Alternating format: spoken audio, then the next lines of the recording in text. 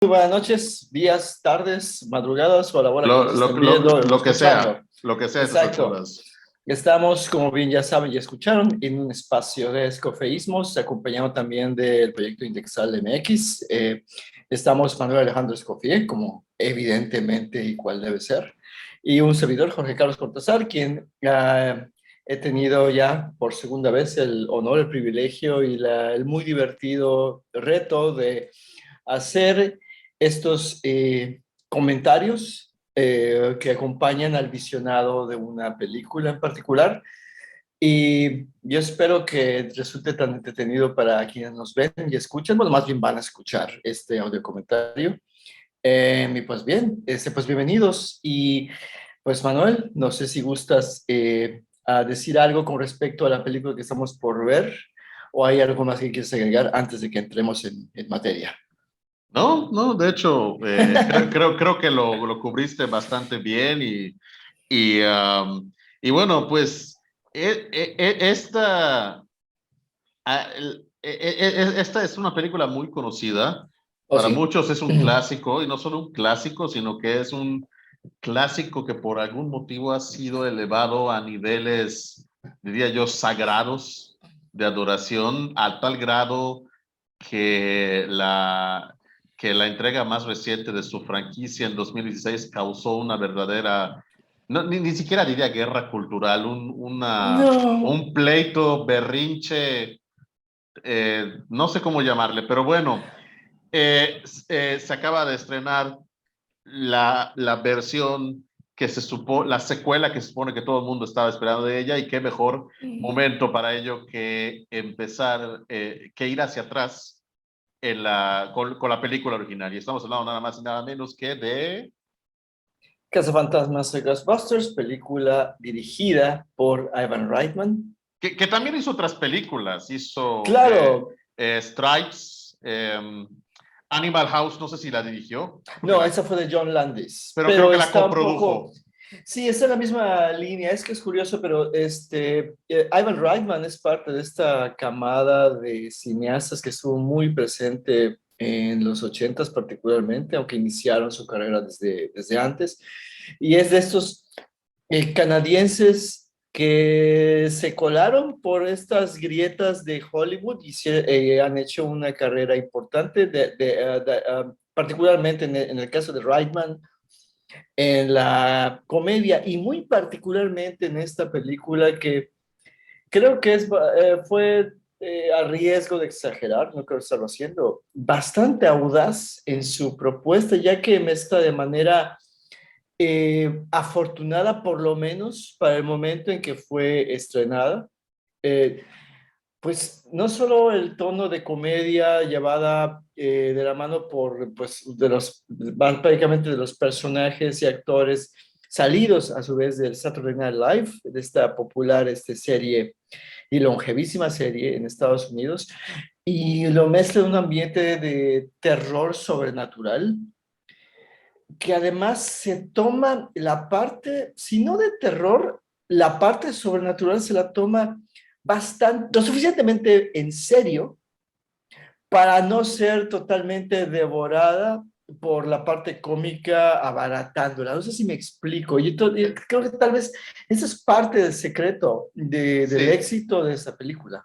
sí, y eso es, y tan solo eso es la punta del iceberg respecto a lo que vamos a estar discutiendo a continuación. Les recordamos también que por favor escríbanos en la sección de comentarios de este canal si les gustó este audio comentario y qué otra película les gustaría Exacto. que tuviera este tratamiento similar en el futuro. Y bueno, pues vamos a entrar ya de lleno, vamos Ya, a venga. ponernos nuestro equipo de protones radioactivos Sí. y vamos a hacer un viaje a este artefacto cultural de los ochentas que es Ghostbusters, Cazafantasmas, la primera, la original, y Y corre. corre, corre. Bueno, tenemos el tradicional y bien amado logo intro de Columbia Pictures. Y empieza esta música. Sí, eso es lo primero que te quería comentar. No sé tú, Pero yo recuerdo que cada vez que había esta película, eh, a pesar de que no es una película de terror, escucho la música de Elmer Bernstein y veo este león, esta estatua, y me da escalofríos, o me daba Y ese es escalofríos. ese crescendo de cuerdas que no sé, igual soy yo, pero por el movimiento de cámara y el tipo de música, hasta el momento que vemos el león, antes de ver esta famosa escena de la bibliotecaria, me recuerdan tanto al Exorcista. No sé está haciendo, hay algún eco por ella bastante intencional. Yo creo que sí, pero a ti no te daba escalofríos cuando lo veías. Claro, claro, es una música muy ominosa y aquí pues viene estos sinuosos travelings que siguen a la bibliotecaria por algo tan inocuo como podría parecernos está rodeado de libros, pero eso sí, en un sótano y en lo que vimos que es un edificio antiguo. Bueno, veamos las A primeras ver, manifestaciones de lo sobrenatural. pero eso es otra cosa. Cualquiera, digo, a esas alturas sería, creo que prácticamente imposible o muy difícil encontrar a alguien que no haya visto esta película en algún Claro, momento. Pero si hubiera alguien que no la hubiera visto ni supiera nada de ella, viendo esos primeros minutos, pensaría que es un thriller sobrenatural formalmente hablando, no sí, una comedia que, como tú mismo acertadamente mencionaste al principio, eh, mezcla y juega con esos diferentes elementos. Y aquí vemos un ejemplo de, mucha gente olvida que el presupuesto de esta película, comparado con lo que tenemos actualmente en otras producciones de Hollywood, era muy mínimo y tuvieron que sí, usar efectos muy prácticos, muy así es. orgánicos. Y ahorita viene, por supuesto, Y el... aquí es, y aquí es algo muy interesante. Entramos en un planteamiento cinematográfico más cercano al cine sobrenatural y de terror. Y viene la primera ruptura con esta ya famosísimo tema musical y con el logo de los cazafantasmas. Y como que viene la primera ruptura tonal y entramos a conocer a los personajes principales. no sé si llamarles héroes. Sé que tienes tú una percepción muy particular y no necesariamente positiva del personaje de Peter Beckman, interpretado aquí por pues el único, el inigualable, y debemos decirlo, en muchos aspectos irresistible Bill Murray, ¿no? Totalmente. Eh, eh, Tú mencionaste en algún momento que transmitíamos Los Ojos de la Bestia, mencionaste que si bien su actitud sardónica y esta tendencia que tenía a, pues prácticamente a fijarse en todo lo que tuviera dos patas, ¿no? Ajá.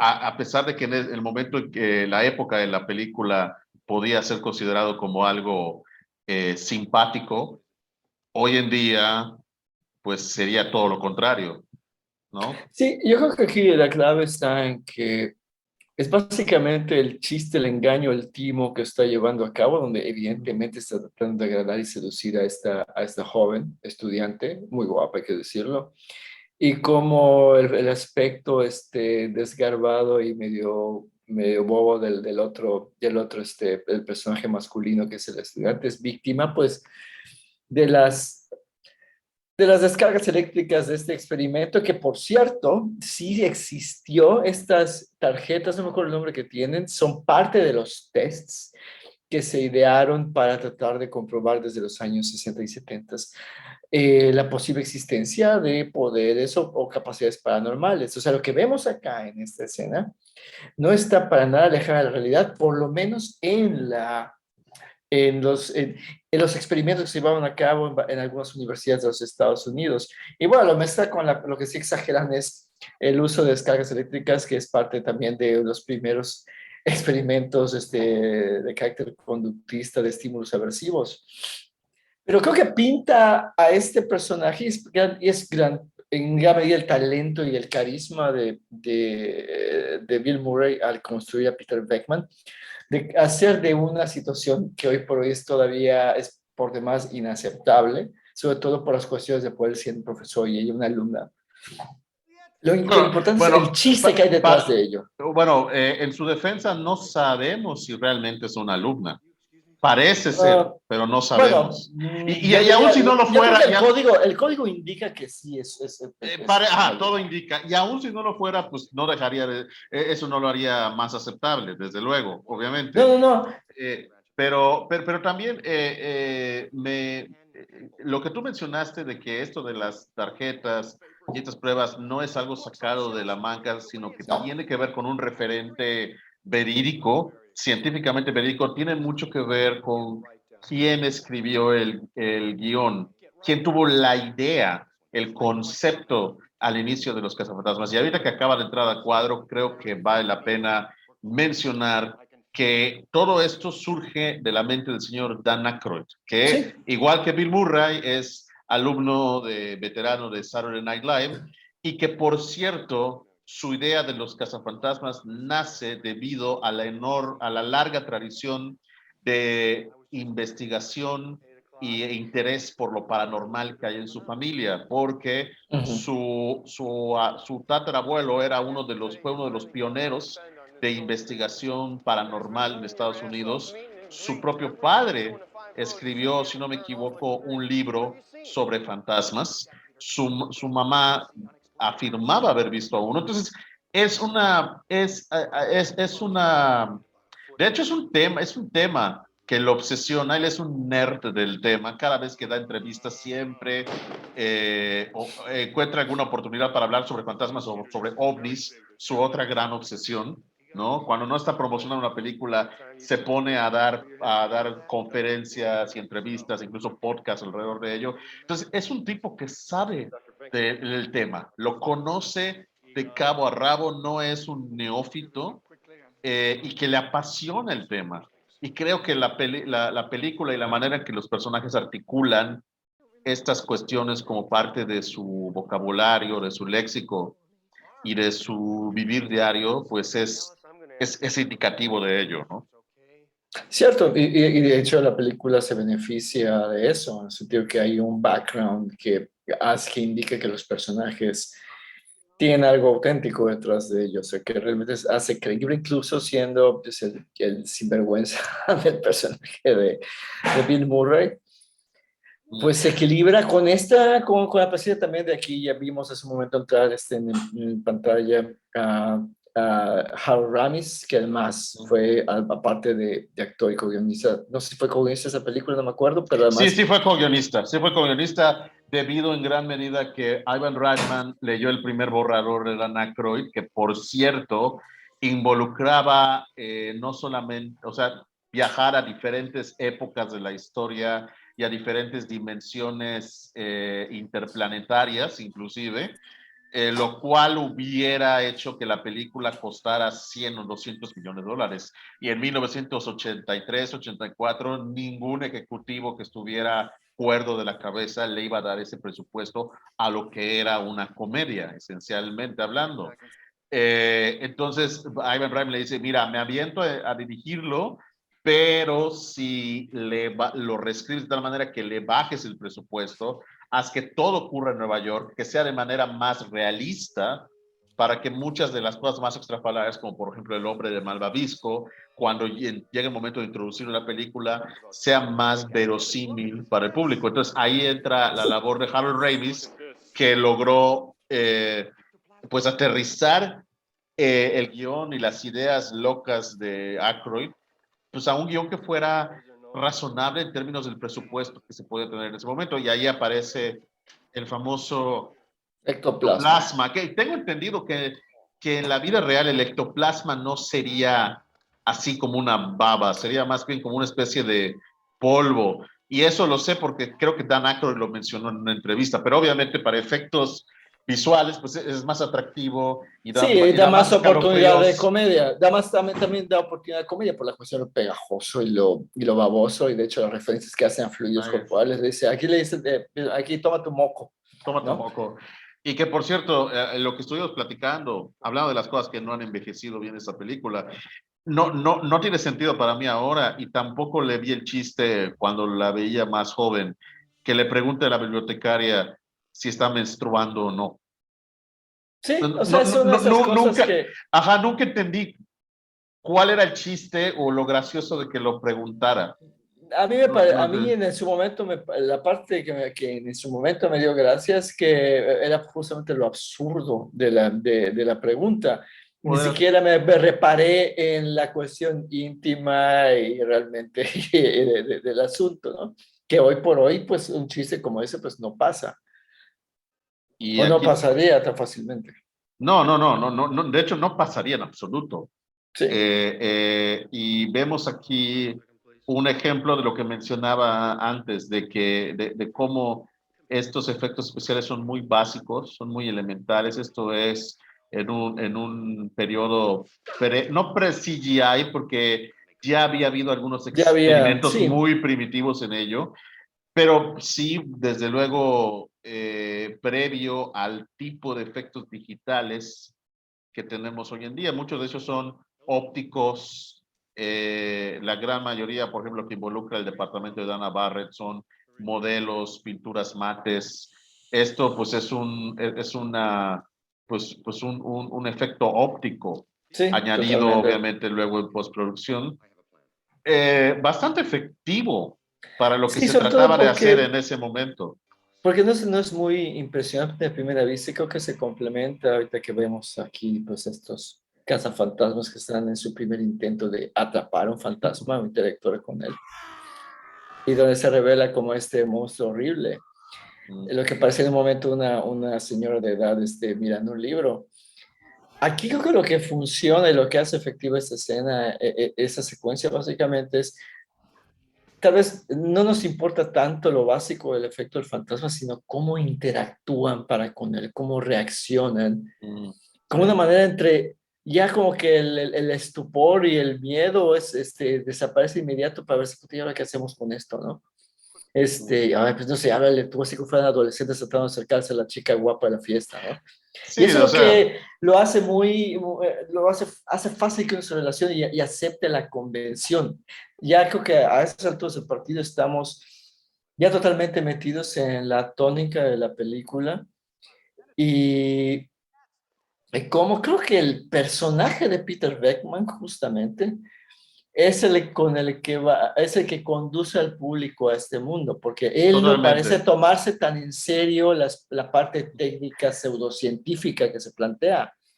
Más bien es como que el trickster, el bromista, el que empuja, causa cosas, hace que, bueno, ahorita van a esa escena que yo no entendía mucho cuando de niño cuando la veía, pero si uno se pone a pensar hoy como persona adulta y responsable, y más aún en esta época donde tenemos que defendernos todos los días de pseudociencias y teorías de la conspiración, hoy por hoy el Jorge adulto de hoy aplaudiría a este decano de la universidad en correr a estos sujetos que están empleando de manera totalmente espuria los recursos de una universidad, y sobre todo habiendo visto pues las tropelías de un Peter Beckman. Hoy por hoy, pues, y es algo curioso como también en la muy buena y muy bien realizada construcción de los personajes por parte del director con base en el guión con el que trabajó, es que nuestra empatía ya está para con estos tres Totalmente. monigotes. O sea, ese pobre están metidos chupando su botella de whisky en una bolsa de papel, o sea, un día que se quedaron sin chamba y sin lugar. Pero aún así, pues, no sé, en este afán o en esto que pueda representar el personaje de Peter Beckman, en donde hay una tragedia y también una oportunidad, sobre todo una oportunidad de negocio, aunque esa parte no está Llámalos, tan subrayada. llámalo suerte, llámalo karma, como Ajá, dice. exacto. Es el, Em, es el, es el discurso así, la versión más chafa del emprendedurismo, como chingas, como demonios se le llame. y también esto nos lleva a otra lectura que en los últimos años ha ganado mucha fuerza sobre todo entre comentaristas contemporáneos y sobre todo en youtubers y gente que escribe think pieces, como viéndolo con una óptica posterior, los tres personajes y la historia están muy imbuidos de lo que era pues, la política económica de la presidencia de Ronald Reagan en aquel entonces, porque Totalmente. estamos hablando de tres empresarios independientes que son, como tú dices, expulsados de su institución, que se meten al sector privado y justamente con quién son los que luego tienen problemas, con un agente federal de la agencia Medio ambiente. del medio ambiente y del que resienten que quiera meterse en su negocio, en su propiedad privada, ¿no? Para tener regulaciones. Y una de las Dios cosas que mío, no me he dado cuenta, los cazafantasmas son libertarianos. esa es una lectura. Pero te voy a decir una cosa. Yo creo que es un mérito de la película que en ese entonces se diera de manera tan natural, tan franca y tan en primer plano, de manera tan orgánica, que nadie hasta hace unos años hubiera reparado clara y abiertamente en ello. Ujú. Cada vez que aparece este edificio, viene la música Sí, tenebrosa, como para recordarnos constantemente que algo ominoso y exacto. amenazador se acerca, ¿no? Es un motivo y es un color musical que pues es una de las estrategias pues básicas pero sumamente efectivas que ha utilizado Hollywood y que muchos de los que saben de esas cosas dicen que el que lo inventó fue Richard Wagner, con su ciclo de óperas, el Leitmotiv. No lo dudo, ¿eh? No dudo. Que por cierto acaba de salir un libro muy bueno sobre la influencia de Richard Wagner en la cultura popular, wagnerismos. Yo ya lo estoy leyendo, se los recomiendo ampliamente. Y ese es mi Uf, personaje favorito. por Eh, mucho, por Se mucho. Creo roba que la película, es se el roba la película. personaje que hoy por hoy es el que lo ha tratado mejor el tiempo. Sí, E incluso yo pensaba de niño que veía esta película, ay, pobre, o sea, es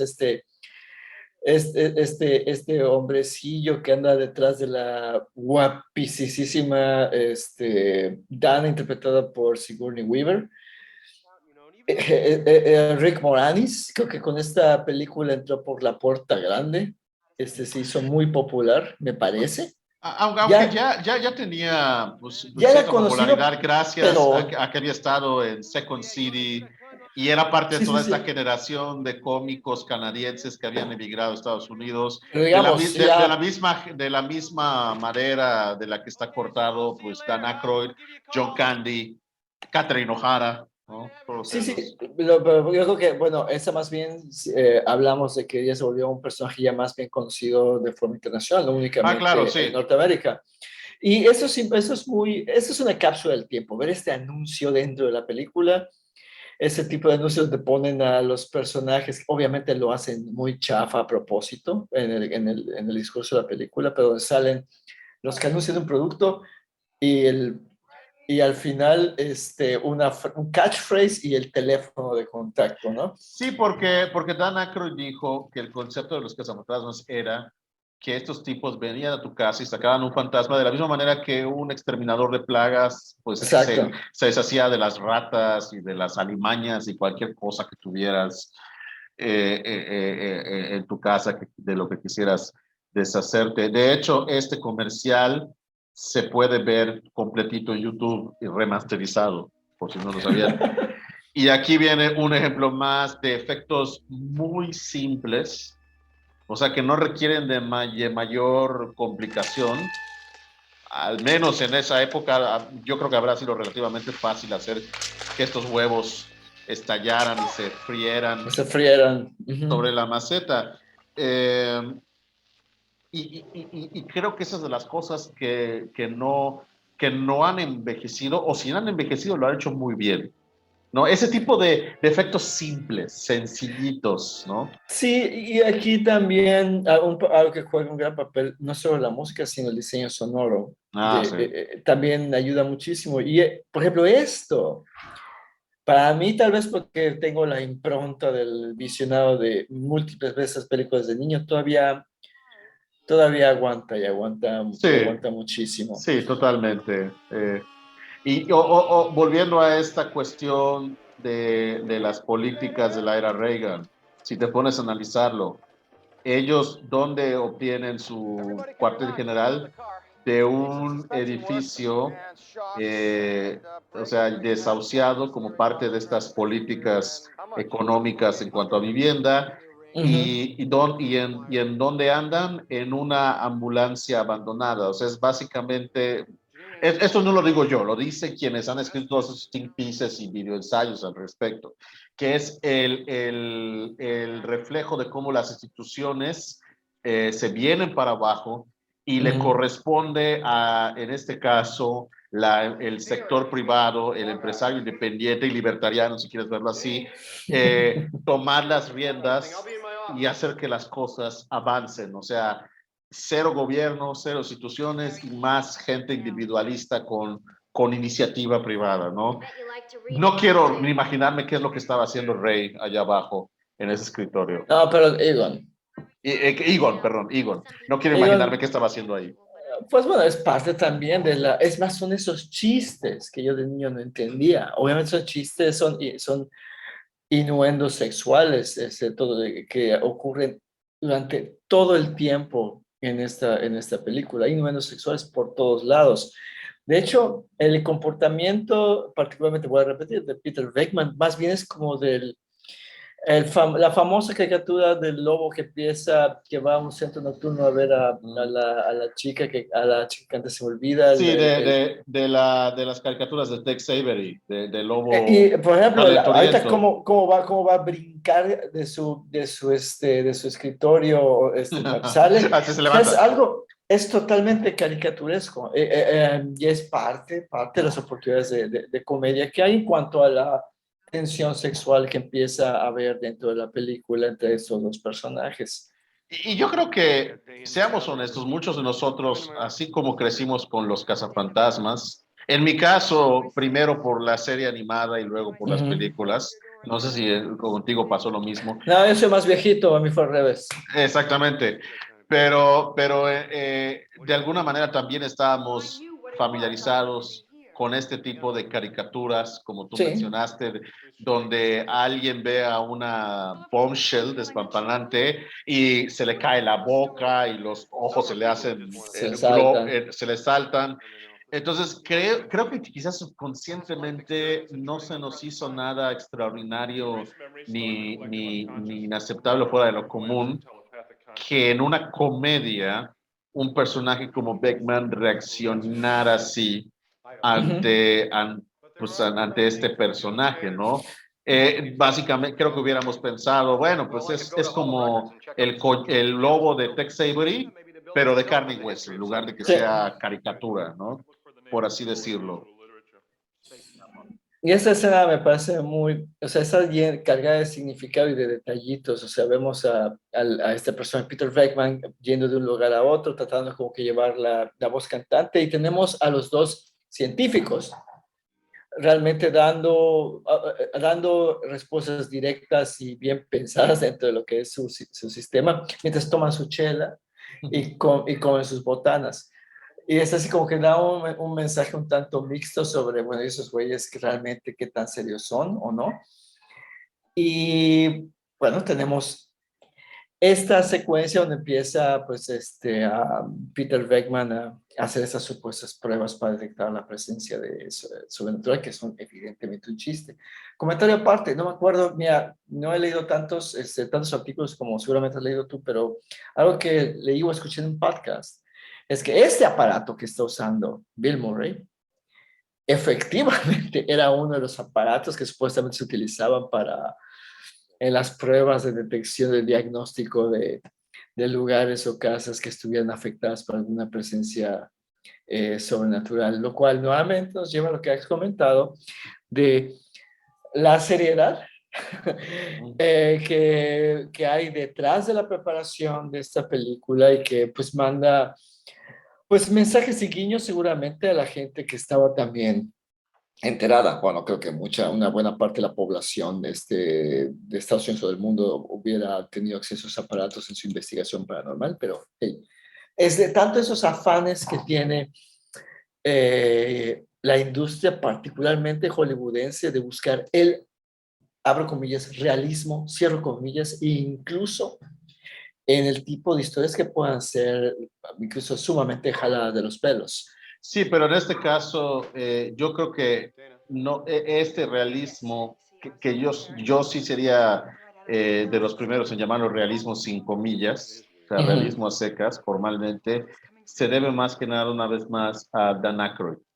No, totalmente. O sea, Digo, o sea, no le llamo, vaya, le quito las comillas al realismo, más que quitárselas, yo le cambiaría por seriedad. claro, La porque seriedad con la que se aborda ese aspecto de la película. claro, porque él sabía muy bien que mientras más serio se tomara, más humor iba a salir, más iba a generar risa. Es un poquito como lo que pasa en las películas de Monty Python, por lo menos en Holy Grail y en la vida de Brian. Le hicieron su tarea del periodo histórico, de cómo se vestía la gente, de cómo actuaban, de qué comían, y esos detalles que, a pesar de que a lo mejor no iban a tener una repercusión en la trama, sabían que mientras más realista y verosímil históricamente se viera, más el público iba más a dejarse llevar más en su suspensión de la incredulidad por este mundo que ellos crearon, y podían hacer cosas tan absurdas como pues, el caballero negro que no se muere, el caballero de los tres cabezas, o en el caso de la vida de Brian, toda esa cuestión de Vigus Dicus o del apedreamiento de lo que fuera. Y yo creo que en esta escena sí se pone un poco creepy, o formalmente creepy, cómo va supuestamente cortejando a, a Dana Barrett. Y insisto, viéndolo desde una óptica 2021. Claro, y mira, No creo que la película haya tenido esa intención. no. Y uno podría, no sé, que se quisiera poner muy perro, podría ponerse a criticar, claro, porque está normalizado, ¿no? Ahora bien, algo que me llama la atención en momentos anteriores es cómo el comportamiento como cazafantasma de Peter Beckman es correcto en el sentido de que, mire, señora, no hay nada aquí de lo que usted me está diciendo. Exactamente. Y luego ya rompe, se convierte ya en una dinámica entre comedia romántica y Odd Couple.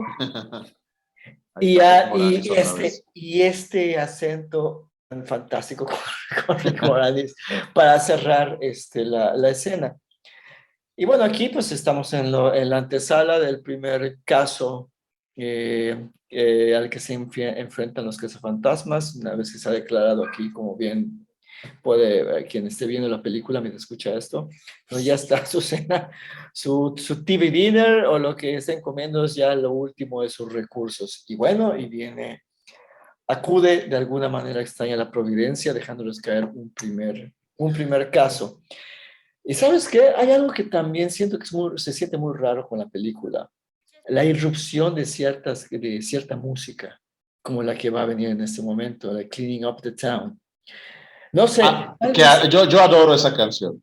No, mira, tengo una cosa, mis primos, que si está escuchando eso, Roger, Rodrigo, ellos tenían el vinilo Oh, de sí. Ghostbusters y lo escuchábamos o hasta gastar el vinilo o la aguja de la tornamesa. Y por momentos yo como de niño veía esto y ves que están habloteando mientras están bajando y apurados a salir. Yo pensé que parecía que fuera un número musical como si estuvieran cantando la canción, o eso me parecía de niño. Por eso te parece raro, porque parece parte, como si fuera un musical o algo así. No sé, igual y sí, no sé, pero igual soy yo y es un poquito la intromisión de este grato, debo decir, recuerdo de mi niñez con donde sin darme cuenta estaba yo experimentando las múltiples facetas del merchandising de una película. Por un lado, el recuerdo de la película y la música original como experiencia inmersiva, ¿no? De la misma, o como sucedáneo de ella. Hablando de merchandising, creo que una de los más grandes logros fue instaurar no solo en el zeitgeist de la época, en la cultura popular de los siguientes 30 o 40 años, ese famoso logo del fantasmita Totalmente. con el... Yo recuerdo, se volvió tan omnisciente. Esto nunca se me va a olvidar. Mi, un día mi mamá llega a la casa del súper con un paquete de bolsas de basura que tenía a un monstruito dentro de ese círculo de negación negativo en una pose muy Muy igualita a parecida. la de los cazafantasmas. Era un knockoff del logo Ujú. de los cazafantasmas. Era creo que los costalitos o algo así. A ver, perdón. Aquí en esto, disculpa. En esta escena es cuando empecé, cuando ya creo que para mí empieza a adoptar el tono ya casi de ciencia ficción el asunto de los cazafantasmas en esta época, en este asunto fantástico, incluso en este contexto de gag de sketch cómico, cuando enciende el aparato y ese sonido, a mí en lo particular me llevaba a un lugar que decía, aquí estamos ante algo. O sea, es donde Sí. digo, esos detallitos del diseño sonoro son los que también le dan otra textura a algo que bien pudo haber sido una comedia de serie B. Sí, totalmente. Y me encanta cómo, cómo Egon, a pesar de que él prácticamente, no prácticamente, le ayudó a diseñar estas cosas, Sí. o sea, lo enciende y se hace Se hacia hace a atrás, un lado. como que diciendo, no quiero, no quiero estar aquí. Ah, mira, y aquí hay otro detalle. Es la primera vez que vemos esos aparatos de los cazafantasmas en acción. Y recuerdo muy bien que fue una de las pocas películas en las que mi mamá me llevó a verla al cine. Ah, Y mira. mi mamá estaba asombrada, digo, wow, qué bien hechos están los efectos.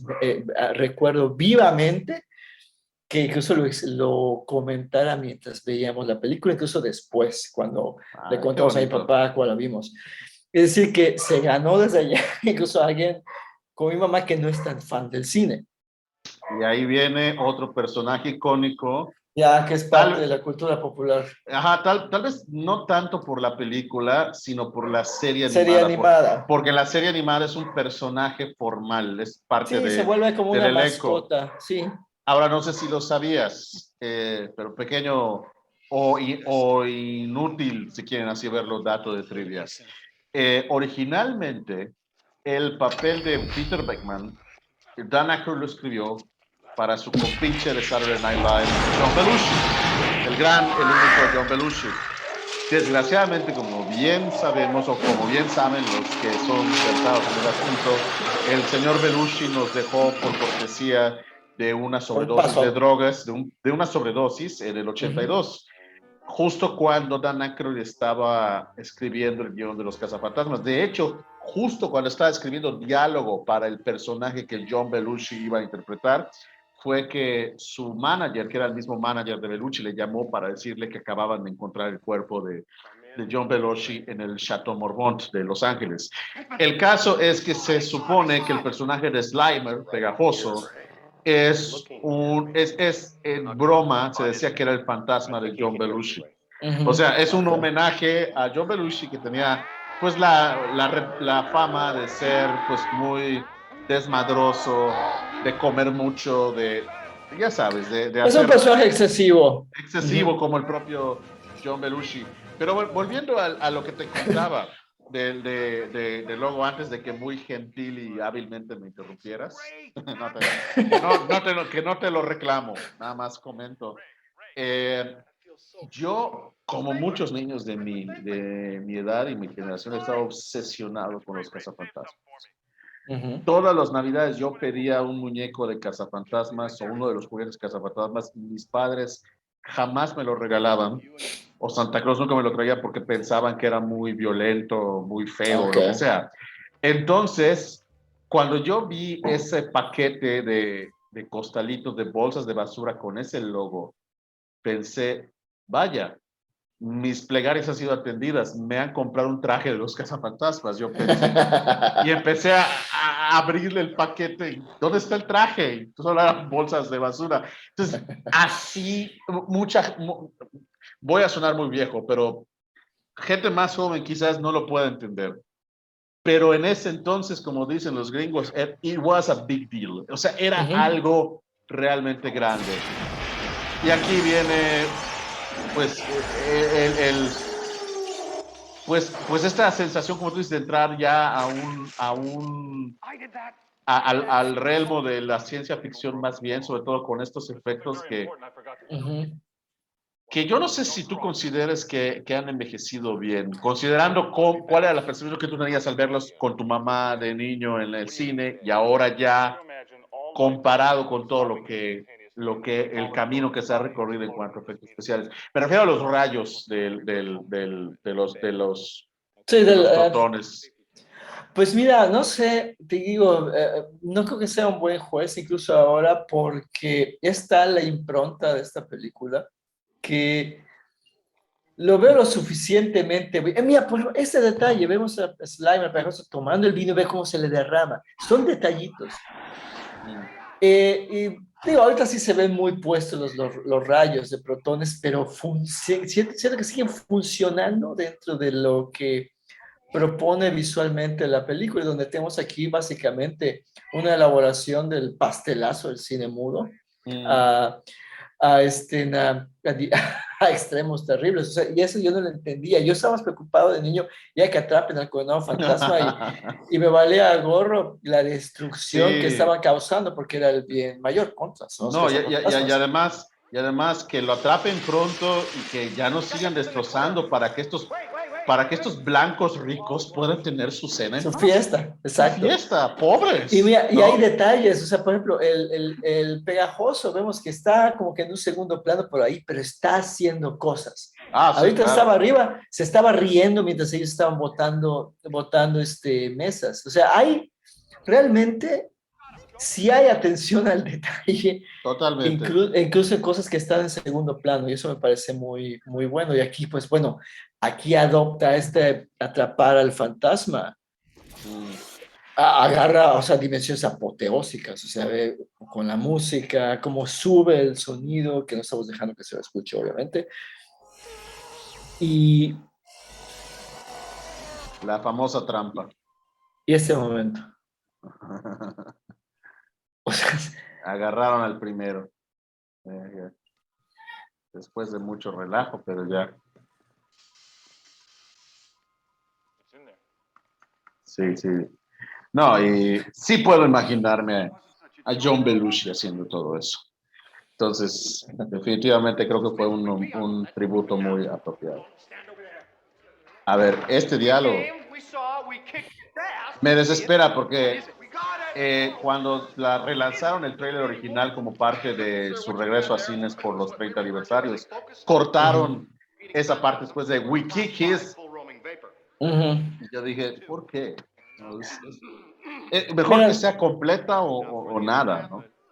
es que, bueno, mira, yo creo que no estoy justificado, de hecho me opongo a esas expresiones de este puritanismo oportunista y sumamente y francamente falso que tienen ahorita las campañas de promoción de muchas películas, incluso cuando, ay, vamos a celebrar los 30 años de los cazafantasmas y, ay, dicen groserías, ay, cuántas veces salen fumando en Como si no, pantalla. como si la estuvieran viendo por primera vez, por Dios. Sí, exacto. Y mira, es más, este paréntesis en este que tenemos, vamos a tener una especie de montaje donde vemos los grandes éxitos de los cazafantasmas. Y hay una Y, escena particular a la y que vamos a no, llegar. y no Sí, dime. olvidemos un cameo del gran Larry King, en paz descanse. Exactamente. O sea, creo que hubo algo parecido a lo que mencionas con el tráiler del relanzamiento por los 30 años, con algo que pasó con Get Back, en el documental sobre los Beatles que está ahorita en Disney Plus. ponen un disclaimer al principio diciendo, en este documental salen fumando y dicen groserías. Ahí está Larry King, Ujú. cuando es parte de la historia. Como esta película es una cápsula de su época, de las Así sensibilidades de es. la época, y que yo creo que vale la pena verla tal cual Sí, y claro, discutirla tal cual y disfrutarla incluso a pesar por de sus supuesto, por supuesto. de lo que ya no funciona, porque hay muchas cosas que ya no funcionan, no Pero eso no, únicamente sus claro, pero eso, políticas sexuales, sino claro, claro. O sea, chistes que ya no aterrizan. o sea, tú puedes seguir amándola, disfrutándola, tal vez no por eso, pero a pesar de eso. O sea, es como una persona. Cada persona tiene sus imperfecciones, tiene sus debilidades, sus cosas, pero aún así no puedes lograr, no puedes evitar, perdón, eh, pues tenerle cariño, tenerle estima, ¿no? Digo, depende de qué persona, obviamente. Claro. ¿Ha visto a Elvis? Aquí yo creo que hay por ejemplo, esta escena en Ok, particular, esta yo de nunca niño tuvo no la sentido para entendía. mí. No, pero te voy a decir una cosa, según entiendo, esta escena es un remedo de una escena de toda una subtrama que había en el guión original de Dan Aykroyd, donde su personaje se llega a enamorar de una fantasma y llega a tener, pues, Sexo con ella. exactamente. Pero creo que lo quitaron y solo quedó esto que era un sueño. Sí, y yo de niño no entendía, no tenía el concepto de un blowjob. Y a mí solo me daba No, risa que el tipo simplemente se cayera de la cama y que soñó con un fantasma. De hecho, cuando vi con Maru, con mi esposa, vi la película hace poco, pues me volteé a ver, ¿de niño entraste a ver esta película al cine? Sí, pues sí. Y así muchas otras. eran otros tiempos. No quiero decir que más inocentes, pero bueno. Ahora, Pues mira qué aquí, bien salimos, hombre. sí. Ahora, aquí tenemos a Winston Sedmore, interpretado por Henry Ernie Hudson. Hudson. Si hablamos, vaya, no, en ese sentido, tan solo por tenerlo aquí, creo que creo que hay pocos motivos para quejarse de que no hay suficiente representación o inclusión en la película, salvo por el hecho de que el personaje originalmente, una vez más volviendo al guión original de Dan Aykroyd, como estaba escrito, tenía muchísima más participación en la historia, tenía más diálogos, tenía más escenas, pero ¿qué pasa? Eh, Henry Hudson aceptó el papel y fue contratado después de haber leído ese guión, ese borrador. Ujú, ujú. Cuando una vez que llega ya el día de empezar a filmar sus escenas, Ivan Reitman le comenta que su personaje ha sido reducido. ¿Por qué? Por lo que entiendo, no fue necesariamente por racismo, fue porque en ese momento, ¿quién era la estrella más famosa de todo el elenco? Bill Murray. Entonces querían, el estudio, los jefes del estudio, los ejecutivos, querían darle más escenas a Bill Murray, a expandir más su papel, y tuvieron que hacerlo a costa del personaje de Winston Sedmore. Yo Eh, diría que de todos los demás, ¿no? O sea, porque no se Sí, siente en ningún momento en muchos aspectos, pero yo creo que quien más salió raspado. raspado, perjudicado fue Ernie Hudson, porque si te das cuenta, lejos de esa famosa escena en la que le dice su diálogo más famoso es decirle al alcalde, he visto cosas que harían que sus pantalones se volvieran cafés. Sí. Fuera de eso, ¿qué otro diálogo o escena memorable tú recuerdas de este personaje? Fíjate, ahorita que lo mencionas, prefiero que cuando lleguemos a ella te la voy a mencionar Mejor, mejor. porque de alguna manera era algo que me preocupaba y aun cuando yo estaba muy joven, como la vi, que tuvo una resonancia muy importante en mí. Pero bueno, aquí en esta escena me parece muy interesante, sobre todo a la luz de lo que has comentado sobre cómo se actualizó, entre comillas, la participación de Ernie Hudson en la película y cómo fue reducido su personaje. Que me da la impresión que también eh, se le dio también mucha candela a la subtrama de comedia romántica en la película, ¿no? Así es. Con la historia entre Bill Murray y Sigourney Weaver. Y aquí es donde creo que logra algo Evan Reitman con esta película que es muy importante porque vemos la cantidad de géneros que están repartidos en esta película. Y también algo que, insisto, la hace muy rica es este detalle en los aspectos técnicos de dónde almacenan a los fantasmas y toda la mecánica. Claro, todo esto sirve el guión para lo que va a venir en lo que va básicamente a abrir el tercer acto de la película, ¿no? Con el escape de los fantasmas por la intervención de este agente del gobierno. Y aquí es donde estamos en unos segundos más. Ahorita hace su entrada el verdadero villano de la película desde el punto de vista de las políticas ochenteras que ya mencioné que están imbuidas orgánicamente en la historia de los personajes. El señor Dickless en persona, Walter Peck, este agente de la Agencia Ambiental Federal, que fíjate, puedo entender en ese sentido desde qué ángulo se le hace ahora esta lectura Ujú, a la ujú, película en cuanto a esa clase de políticas.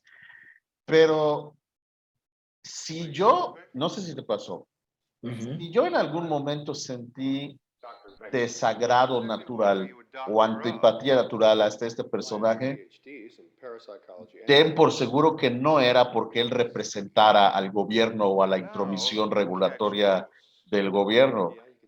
Me caía gordo por cómo sonreía, por cómo hablaba y sobre todo porque él parecía estar totalmente seguro de que los cazafantasmas eran un fraude, de que no existían fantasmas, cuando toda la película ya nos ha dado amplia evidencia de lo contrario. Entonces, yo creo que también eso es el golpe maestro maquiavélico, si queremos verlo de esta película también. O sea que esta cuestión de que él es un agente federal del gobierno que viene a intrometerse en la iniciativa privada es lo que menos está resaltado en el personaje y en la caracterización del mismo.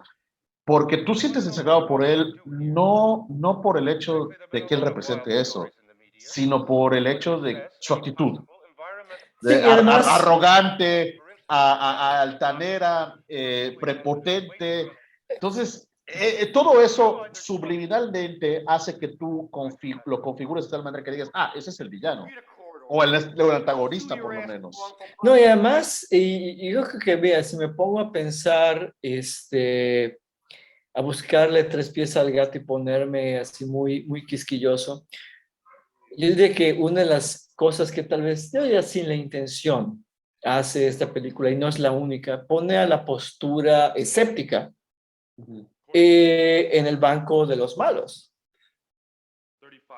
Ahora Sí, bien, pero también eso, pero dentro del universo de la película, efectivamente, este hombre está sumamente equivocado, porque ya tenemos amplia evidencia de que los fantasmas sí existen, a tal grado que, bueno, va a ocurrir una catástrofe a partir incluso de sus claro. acciones. O Y sea, además, su actuar, como veremos más adelante, ya sobrepasa el celo de cumplir con su deber o incluso con algo es realmente válido.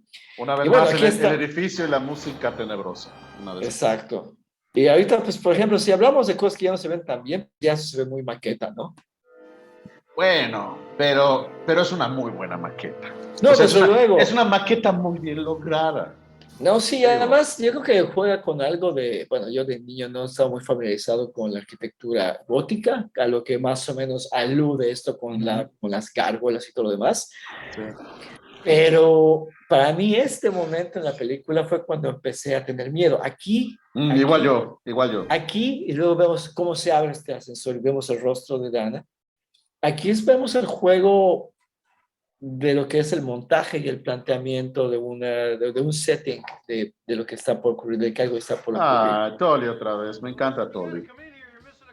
Y además, hay otra cosa. Este hombre, ahorita que hablamos de la cuestión económica, este hombre está obsesionado como contador de llevar los impuestos a todo el mundo. Así Y se es, conoce la vida íntima, no de solo de todos. todos, y la anda diciendo los cuatro vientos. O sea, este hombrecillo representa los valores más grandes e importantes del capitalismo neoliberal de la época Reagan.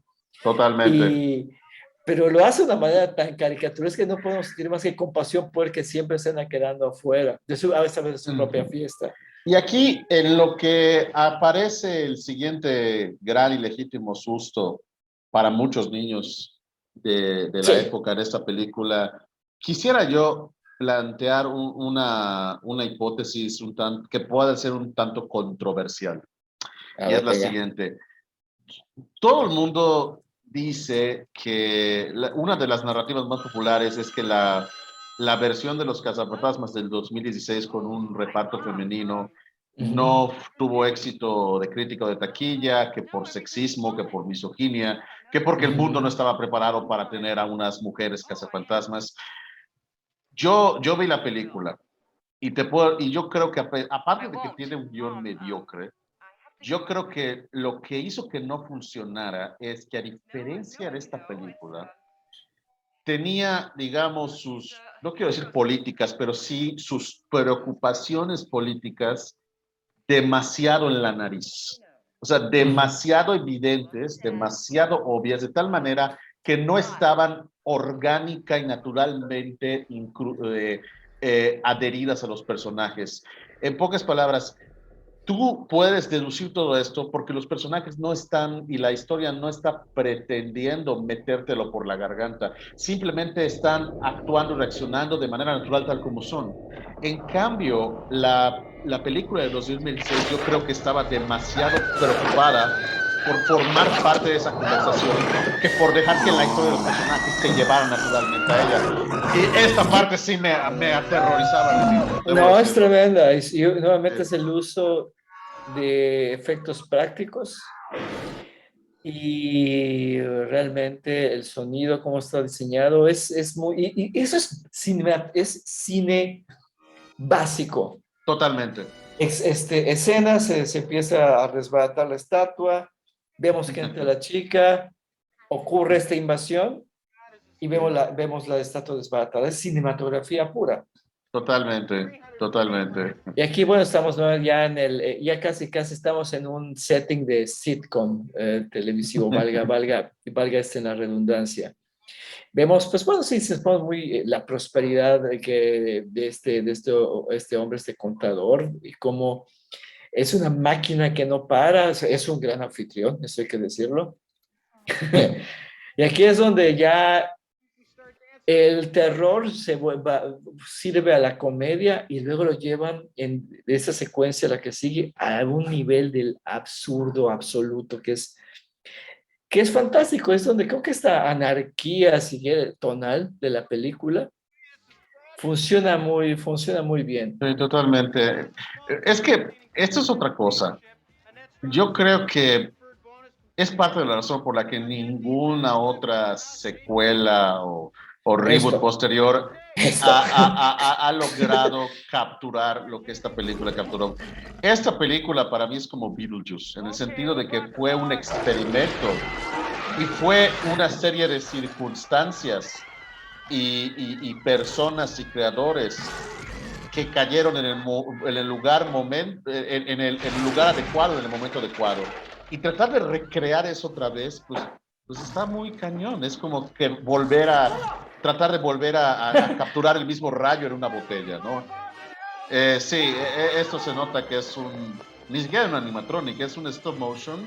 No, hay varias cosas, hay Y animatronics, hay sí, stop motion sí, y hay... esto es algo de lo que Ray Harryhausen y Tim Burton se sentirían orgullosos. Y estoy hablando del Tim Burton noventero, que quede Claro, claro. esto para mí, eso fue una joya. Fue, creo que mis primeros contactos de niño con un humor negro y sumamente cáustico. Y sobre todo, bueno, creo que para un neoyorquino todavía tiene más gracia, ¿no? Por lo que supone que dice que es el carácter este indiferente de una gran urbe como Nueva York. Pero este hombre que está desesperado tratando de huir del monstruo que lo está que lo está Oye, pero no entiendo, persiguiendo. no hay ninguna puerta en la que él pueda entrar, o ¿por qué no Pero aún si agarra lo una hubiera, silla y rompe el vidrio? bueno, yo puedo decir, bueno, ante la desesperación, y aquí vemos, eso es genial, Esto eso es es maravilloso, sí. un POV, un punto de vista, un plano de punto de vista subjetivo, y esto. Es, Sigamos. ¿Qué es, es, importa? es, es el humor absurdo que tiene, que funciona Sí. maravillosamente. Y sobre todo las reacciones de la, que estamos platicando cuando, cuando sale el monstruo del armario, como le cae un abrigo en la cabeza. Son esos detallitos que le quitan algo que pudiera ser. Es como si, imaginen que el padre Carras se quita el saco del exorcista y le cae en la cabeza a Linda Blair. Es justamente eso. Es una película que creo que sin proponérselo, no sé si lo había puesto, es una sátira de las películas de terror, pero es su propia película. Bueno, de hecho, Dan Aykroyd dijo que quería hacer una especie de throwback o de tributo a las películas de las comedias sobre fantasmas de los años 30. Mencionó una con Abbott y Costello Ujú. y Así como otras. se topan con Abbott y Costello, se enfrentan contra todos los monstruos Exactamente. cinematográficos de Entonces, Universal. la idea era ir por ahí, ¿no? Pero justamente lo que lo hacía especial era que fue la primera comedia que, como tú dices, mezcló diferentes elementos de esos otros géneros para crear algo, al menos en ese momento, único. Eh, Aquí yo creo que vale la pena que mencionemos eh, algo que me impresiona de Sigourney Weaver. Ujú, Hasta ese momento ella era conocida como la chica de Alien, ujú, ¿no? ujú, Y nadie imaginó que iba a ser tan buena como aquí haciendo comedia, que se ujú. viera tan natural y sobre todo en esta escena en la que tiene que interpretar al espíritu que la acaba de poseer, al famoso o a la Zul. famosa Azul. Y de hecho, tengo entendido que fue idea de ella, eso no estaba en el guión, fue idea de ella que Zul se apoderara del cuerpo de Dana, porque ella se moría de ganas por hacer pues esta caracterización y vaya que se lo ganó a pulso. Y híjole, no puedo creer que esta sea la misma que hace años, que hace poco hiciera a Ripley. O sea, esto es versatilidad, totalmente. No, y Y además, es aquí ya algo que me gusta mucho de esto es que toda la dinámica de la depredación sexual, si lo queremos ver así, da una vuelta total porque es ya el monstruo, la mujer poseída empieza a irse encima de este hombre que pues era, pues ella era el objeto del deseo de él. Así que es muy interesante este intercambio de papel donde Bill Murray siempre ujú, está en la clave de comedia, pero Sigourney Weaver sí juega la comedia, pero aquí también está jugando dentro de un tono de cine de terror. exactamente. Y hablando del exorcista, ahorita que te mencionaba si tenía alguna relación o no, yo creo que esta escena que viene a Claro, continuación responde a tu pregunta o a tu cuestión, porque mira lo que va a pasar. sí. Te digo, Bueno, digo, vaya, creo que una posesión sin alguien levitando sobre una cama en una película, no es una película de posesión, sí, que se aprecia claro, después del exorcista. pero independientemente de eso, dime si, o sea, ¿quién no ve eso y quién ve eso y no piensa en el exorcista? No, claro, desde luego, desde luego. Claro. Digo, la influencia del exorcista, pues, mira, hasta una de las peores películas de exorcismo que he visto últimamente, que es el exorcismo, la posesión de Ana Farías, o como se llame, tiene su escena de levitación sobre una cama. Claro, pero tú piensas en el Ah, y aquí todo, exorcista. en este momento, todos en el cine dimos un brinco. Sí, me imagino, me Aquí. imagino. Eso. Yeah. Igual, Rick Moranis maneja muy bien ese cambio de él como Tully a él como el Tully poseído. Definitivamente. Yo, yo creo que Yo creo que es cierto, Bill Murray nos lleva de la mano, pero Rick Moranis nos roba el corazón en esta película en muchos aspectos, totalmente. Sí, es como no deja de ser el personaje hiperactivo, como lo teníamos, o sea, hiperactivo en el sentido que no para de moverse ni de hablar, incluso estando poseído. Y sobre todo, viendo cómo se comporta y cómo empieza a hablarle al caballo y empieza básicamente a decirle a todo el mundo que es tal cosa. Y su llegada aquí al cuartel de los cazafantasmas me parece fantástica porque finalmente si nos vamos al discurso de la ineptitud o la... No podemos del, con él, llevémoslo con no, estos güeyes que saben exacto, o más sea, que nosotros. el gobierno, las instituciones de salud pública, Así bueno, que es. no existe la salud pública en Estados Unidos como tal, si lo vemos así, No, no, le realmente no. sueltan entre comillas, loquito para que se encarguen de él estos que, pues, como tú dices, son los que saben. Así es. Y ella siempre echándole los perros al pobre Egon. Y aquí, no sé por qué, pero pienso en Querida encogía a los niños. Ese casco me hace Bueno, el pensar en casco. el casco, los lentes.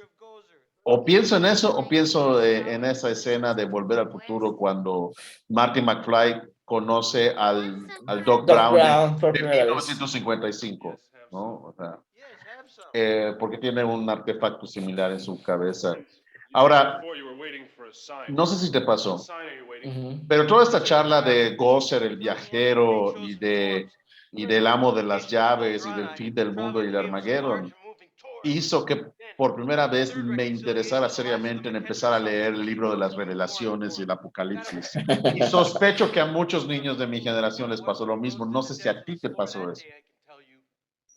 Pues es que realmente yo puedo pensar en esta película y otra que tiene una vaga relación, bueno, obviamente por la cuestión de su natura, que no tiene nada de comedia, bueno, muy poquita comedia, es Poltergeist.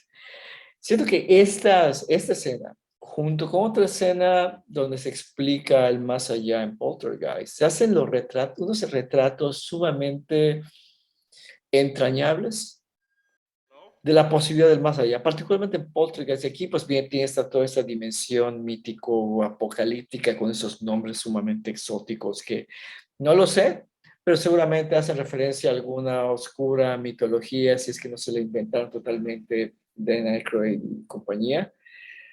Pero insisto, es ese tipo de cosas que le dan una sustancia, valga la expresión, intangible, pero material a una trama que bien puede ser sumamente simple, incluso dentro de las payasadas, y que estoy seguro que todo, el 90% de lo que está haciendo Rick Moranis en esta secuencia es improvisación.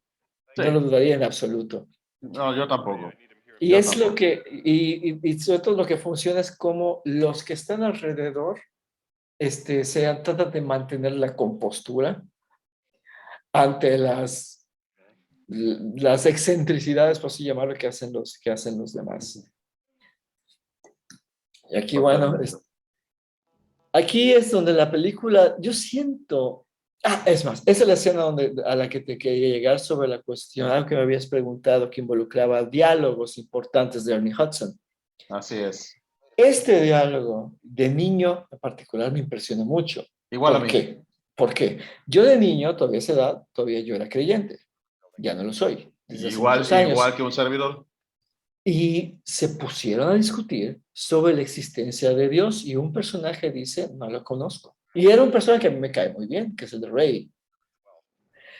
Um, pero al mismo tiempo, a mí me impresionó esta supuesta erudición que despliega al citar pasajes de la Biblia.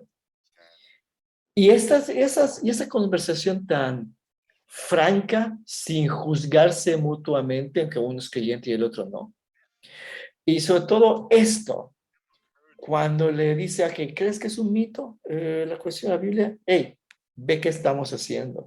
sea, no te has puesto a pensar que la razón por la que hemos estado ocupados es porque los muertos se levantan de sus tumbas. Exacto. Y fue, digo, en una película como esta, este momento que es a cargo de Ernie Hudson, a mí me impactó muchísimo.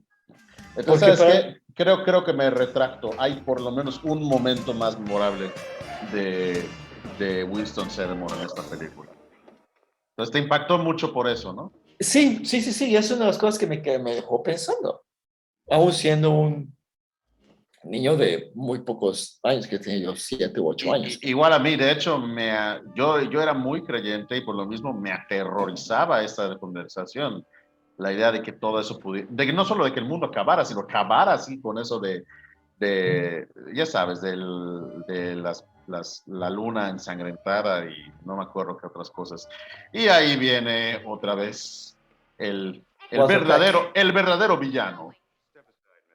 Y este hombre, este actor, se me olvida siempre su nombre, pero no solo está muy bien escogido, sino parece que por un rato se especializó en hacer este tipo de personajes realmente antipáticos. Porque Sí, puedo pensar en él en esa película y el reportero entrometido en Duro de Matar uno y así 2 es, que así pone es. en peligro a la familia de John McClane y Bruce Willis en ambas películas. Sí, es salido de la escuela de actuación de personajes pendejos o cretinos, Sí, y lo de hace assholes. sí, y lo hace de una manera, aquí lo grave, lo terrible, lo confrontacional de esta discusión que está allá abajo. Y el personaje de Rick Moranis que no deja de ser... imagínate que un demonio se comporte así en una situación de enfrentamiento con algún burócrata del gobierno federal. Imagínate, no, pues sí. No, ahora he escuchado también, no sé qué tan cierto sea, que creo que la razón por la que este actor, que tampoco recuerdo su nombre, pero creo que la razón por la que tuvo muchos problemas para conseguir trabajo luego es que todo el mundo lo veía como ese personaje, a tal Sí, grado de que durante décadas, cada vez que él salía a la calle, la gente lo reconocía y le empezaba a decir Nicholas. cosas y se la empezaba a mentar, o sea, porque lo asociaban con su personaje. Entonces yo no sé qué tan agradecido está con esta película. No creo que él mira hacia atrás y lo vea como que, wow, No, creo sí, que eso hay lo historias en mejor que me pudo haber pasado, ¿no? donde él mismo tiene cierto grudge en contra de Ivan Reitman, porque ya que por lo que tú dices, pero bueno, no sé, como tú dices, algo se da parte de la leyenda, parte del folclore alrededor de esta película. Me encanta la cara que pone cuando se da cuenta de lo que hizo. Sí. Es que es Y sabes qué, eso. yo creo que muchos de los insultos que aprendí en inglés en la temporada fue gracias a esta película. Ah, sí, yo también. No. O sea, asshole. This man has no Shit. dick. Shit. Sí, por supuesto. Y aquí esta escena a mí me impresionó mucho en esta Sí. película. Porque sí, ahorita si bien puede ser que o sea, no solo por el asunto más cercano al cine de catástrofe, sino cómo se relaciona con el despertar de Dana. O sea, cómo la simultaneidad de eventos donde pues se acerca mucho, si gusta uno, al pensamiento supersticioso, ¿no? Sí. O el pensamiento mágico al cual apela este tipo de estrategias de montaje, que me parece genial. Y sobre todo el caos que se plantea, el escape del personaje de Rick Moranis, y realmente estamos ante una cuestión donde aquí ya no hay comedia. En este No. momento ya Así se es. desaparece la Así comedia. es. Y Sí. eso me parece, o sea, ver a mí de niño esos hombres gritándose, inventándose la madre y realmente casi, casi desatando una trifulca en medio de la calle, es otra de las cosas que me impresionaron de la película. Claro, porque va de un lado a otro, pero de una manera muy natural, que no se siente forzada. Y es muy difícil encontrar, creo que actualmente, al menos producciones hollywoodenses que logren dar esos saltos tan drásticos, pero de una manera que no te cause ruido, sino que tú mismo te vaya llevando. sin que lo notes incluso. Y esta canción igual me daba mucho miedo cada vez que la escuchaba, Y una cosa, incluso con en mis el primos, soundtrack, sin ver esta escena. a mí me gustaba mucho esa canción. De hecho, era la que me repetía mucho cuando tenía el disco en mi casa, como me lo I prestaban. believe in magic. I Sí, sí, believe in magic. tiene Sí. ese tono muy oscuro, sí, es súper, soy obviamente súper ochentera. Sí. Ignoro quién la toca. Um, debe estar en el soundtrack, debe estar Ah, en los seguro, créditos. seguro, Sí, sí, seguro, sí. seguro. Sí, ahí está otra vez. Ahí está Slimer otra vez. Pegajoso.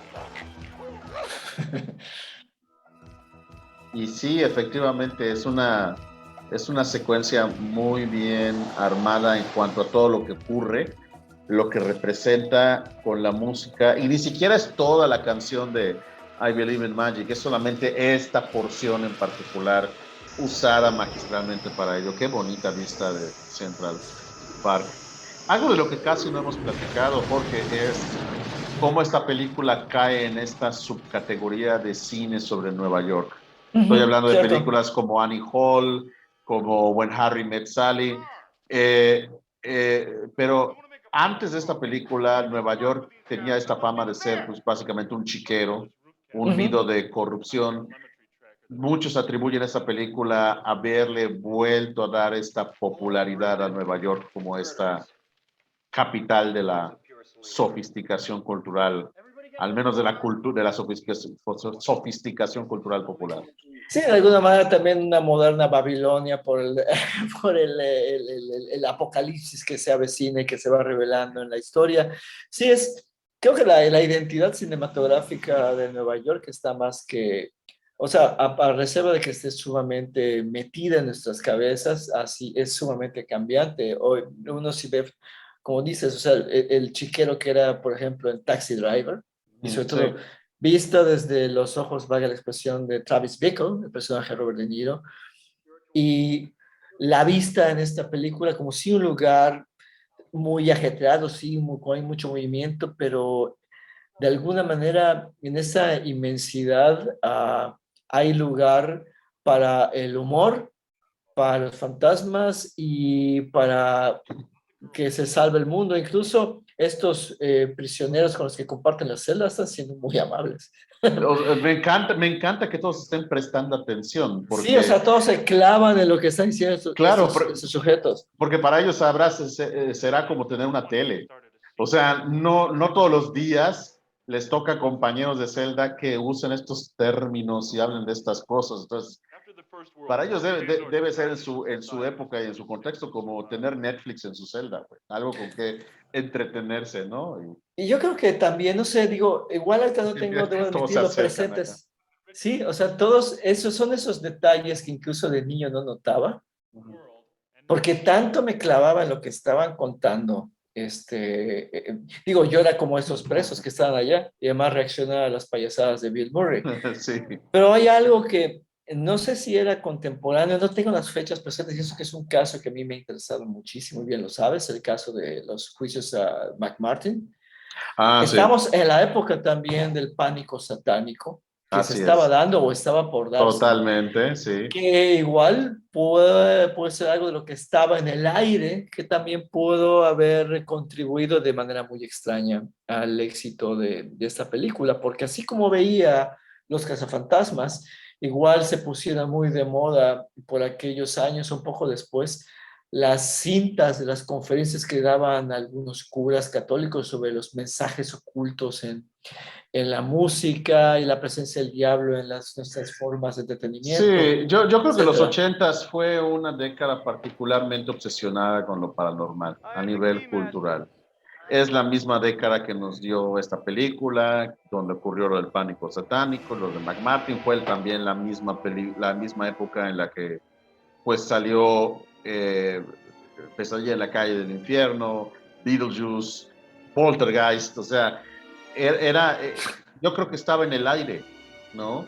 Esta, esta preocupación por lo paranormal y por lo sobrenatural. Y aquí, Ajá, ¿qué ah, vas a no, decir? perdona. No, no, No, y no, además continúa, continúa. la relación, y aprovechando este momento, o sea, este beso apasionado Rick Moranis y Sigourney Weaver, pero obviamente en una clave puesta, ¿no? Es el chaparrito, la mujer alta, y cómo lo agarra.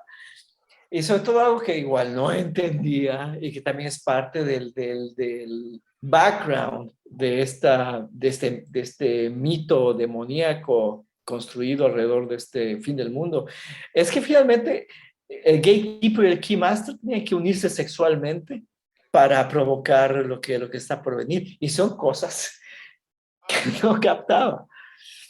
Y Pero que bueno, ya super captas. aquí la famosa escena, la confrontación en la oficina del alcalde de Nueva York. Ah, sí. Y es otra cosa que también hay otro momento que involucra a la religión, de la religión Ah, sí, católica. que esa a mí me marcó mucho. A mí en lo personal me llamó mucho la atención porque te digo, tú y yo, tanto tú como yo fuimos criados en casas sumamente católicas. Sí, Todo lo que tuviera que ver con espíritus, con lo sobrenatural, nos llevaba irremediablemente a la iglesia. Y sí. todo ese tiempo yo preguntaba, bueno, ¿y qué dirían los curas? Porque el fin del mundo supone que Jesús, o sea, hasta yo pensé en algún momento, Jesús va a venir en esta película en algún momento, ¿verdad? Tiene que aparecer, porque si no, ¿cómo sería el fin del mundo si Jesús no regresa a juzgar a los dioses de los muertos? ¿Y Aquí cuál es la está. respuesta que tenemos? La respuesta de, no nos vamos a meter en este fenómeno. Pero aquí algo que me parece muy interesante, que son cosas que no tienes que saber de cine, pero las sientes. Así es. Cuando empieza a dar su postura obispo o cardenal, la cámara muestra las reacciones de los demás y quiero que se fijen. Ve. Sí, cierto, cierto. Ándale hasta el PEC, mira. Vemos las reacciones y eso también hay una postura un tanto, si no ambigua, por lo menos irónica con respecto a lo que estamos viendo, porque estamos en una arena política ahora. Así Y es. viene, bueno, demos lugar a la famosa frase de Winston. Ah, no, lo dije mal. Que te, que te volverían blanco. Así es. Ah, y ese es otro diálogo icónico. Fire and brimstone coming down from the skies, rivers and seas boiling. 40 years of darkness, earthquakes, volcanoes. The dead rising from the grave. Human sacrifice, dogs and cats living together. O sea, cómo Burray lo acentúa con ese humor sardónico. Y aquí viene el momento que para muchos es, si no la mayor prueba, una de las más fuertes, de que esto es una película en la era de las Reaganomics.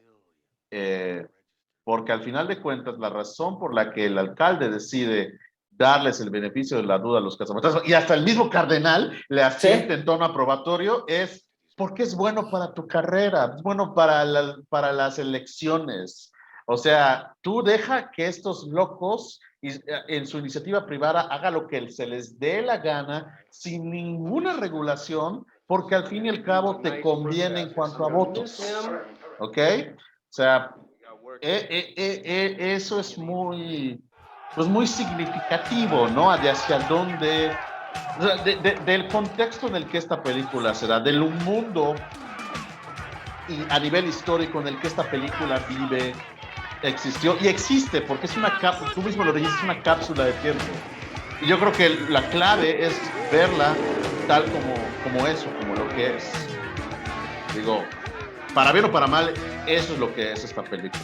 Y sabes qué, y la manera en cómo se dan los eventos y cómo va progresando la historia y digamos, el recorrido que tienen esos personajes de ser unos excéntricos que fueron expulsados de su Otra vez más universidad la religión. a convertir. Sí, no, y es bueno, aquí creo que más bien están planteando una postal de esta diversidad extrema que hay en la sociedad neoyorquina y poner a los hasídicos así rezando, que no creo que les haya caído muy bien a los judíos ortodoxos, no lo sé, pero yo creo que aquí es lo que se está una de las tantas cosas que se plantea es justamente es una especie de salvación o posible destrucción del mundo donde hay una gran diversidad representada y donde todos están unidos en torno a los cazafantasmas, ve cómo lo celebran, cómo llegan en un desfile antes de que hubieran básicamente logrado algo. Ah, pero ya se me fue lo que iba a decir con respecto a esto. Bueno, ya sé, ya me acordé. ¿Cómo va progresando la historia? Este momento cuando dice el alcalde hace algunos segundos, bueno, ya, ¿qué necesitan de mí? ¿Cómo llega el ejército? Es muy emocionante, es muy emotivo, es ver Sí. cómo llegamos a este punto. Y es una de las cosas que tanto funciona. Me acuerdo que era una gran emoción ver esto. Te, Me te acuerdo en el anima, cine. te Sí, levanta, o sea, es decir, es como decir, ya llegó la caballería, ahora empieza lo bueno, exacto. ¿no? O sea, sí, sí, efectivamente, yo también siento esa emoción cada vez que veo esta. Que por cierto, ese edificio en la 55 de Central Park West existe, pero no es ni la mitad de alto que parece, porque en postproducción le añadieron unos cuantos pisos más para hacerlo parecer más alto de lo que realmente es. No, y aquí evidentemente está en un estudio. Me acuerdo que, Ah, bueno, yo sí. nunca he estado, afortunadamente, en un terremoto tan serio, Mm, pero me acuerdo que mi mamá que vivió de niña en la Ciudad de México y gente que wow. conozco en la Ciudad de México, pues no les tocó el del 85, pero realmente digamos, en un público que no está, digamos, tan metido en la carnita de lo que es hacer cine, lo que sea. Realmente me acuerdo que una vez mi mamá y mi papá dijeron, wow, mira eso, qué bien hecho. Eso como que, hey, no manches. O sea, eso es un terremoto, no friegues. Digo, ahorita puede darnos ternura, ¿no? Sí, claro, pero Dada la escala en la que se hacen, y que incluso en aquella época se hacían las películas de desastres, sino para muestra un botón, los Godzillas, y lo que quieras. Pero es esta cosa inagotable que parece tener esta película, como que tiene un as bajo la manga en cada sí. momento y como que logra superar lo que ha precedido. Lo que sí, yo creo que sufre a veces, ahorita me toca ver, y que me ha tocado verla, perdón, hace unos meses, la volví a ver porque Maru no la había visto. Eh, Me acuerdo que, híjole, sentía el ritmo un poquito más pesadón. Así como que hay cosas que, más allá de las políticas sexuales o lo que quieras, hay una cuestión de ritmo como que no, ya no encaja Mm. demasiado bien. Pero mira, pues hemos aquí hablado de ella y realmente me acuerdo muy bien de este chiste de la cuestión de la subida a las escaleras. Esto sí me dio risa siempre. El Sí, hecho de que tuvieran que. sí, después de, Sí. toda la algarabía y todas las... Ah, Ay, chinga, tenemos ay, que Dios subir mío. esta madre. No, y tiene sentido porque probablemente ninguno de los elevadores funciona. Entonces te la Claro. crees, ¿no? Aquí, Ya, bueno, aquí tenemos esta escena poscoito que está planteada de esta manera, donde vemos sí. cómo se levanta estos personajes. Y cómo sonríe. Exacto, Ahora sí se le hizo. Poseído, pero se le hizo. se le hizo. Entonces, y wow, es una imagen muy. A mí una imagen que me impresionó mucho esto de las puertas de Gosser. Ujú. Eh, sí me impresionó bastante cuando la vi de niño en ese momento. Sí, de hecho, por los colores y cómo está planteado, no sé si Yeah. hay una especie de cita a los 10 mandamientos, la versión en color de Sisi de Mil. Igual, digo, igual es mi imaginación, pero siento que hay estas pequeñas citas u, u homenajes escondidos en la película. Y aquí está otra cosa que igual me pareció muy impresionante. No únicamente ver el edificio hecho pedazos y el departamento, sino la transformación que sufren el personaje de Rick Moranis y Sigourney Weaver una vez que ella se convierte nuevamente en los monstruos los que fueron poseídos. La manera como está coreografiada, donde hay una especie de, no genuflexión, pero como si se encogieran adorando al Gozer, me pareció muy... Son esos detallitos que creo que funcionan muy bien en clave de terror, incluso sin decírtelo. Sí, y yo creo que Dan Aykroyd y Harold Ramis estaban, y el propio Aben Ratman estaba súper consciente de todo eso. A ese gesto me aunque no lo refiero. digan. Sí, Ese- totalmente. Sí, sí, esto es Cecil B. DeMille. En el buen sentido, porque Cecil B. DeMille tiende a ser visto de una manera, yo creo que injustamente peyorativa, porque se la asocia con espectáculo vacuo y superfluo. Pero yo creo que mucha gente que lo ve de esa manera no se ha puesto realmente a ver sus películas. Sí. Y creo que merece ser reevaluado y reconsiderado en muchos aspectos. Pero bueno, aquí ya entramos al clímax. Y O sea, perdón, continúa. Sí, no, está bien, no. Continúa tú, por favor. No, nada más decir que este diálogo bien a continuación siempre me daba risas. Y creo que todavía me da risa. Ok. So, here's a dog. She's a dog. Estoy perro, no importa. Puedo vivir con eso. Y ahora, lo que sí no estoy seguro, ¿a quién se le habrá ocurrido o de dónde habrá salido la idea de mostrar a Gozer como esta especie, pues básicamente como el hijo perdido de Prince y Ziggy Stardust? No sé, Ujú. o sea, ¿por Sí, como un qué? personaje vagamente andrógino que tenemos a verla como una chica. De hecho, lo mencionan No sé. explícitamente en sus impresiones.